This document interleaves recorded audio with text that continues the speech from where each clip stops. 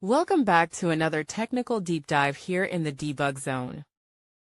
Today we're tackling a big question and breaking it down with insights from other users. Hopefully this clears up some misconceptions and helps you get the answer you need. So buckle up, stay a little curious, and let's jump right in.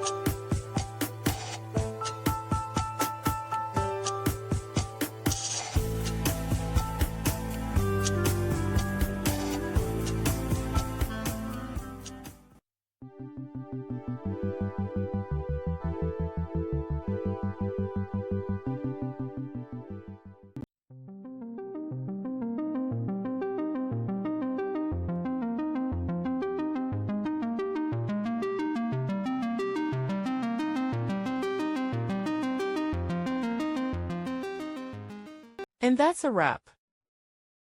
I hope you found the answer you were looking for. If you did, take a second to hit that subscribe button. It really helps out. And let me know in the comments which solution worked best for you. See you next time in the debug zone.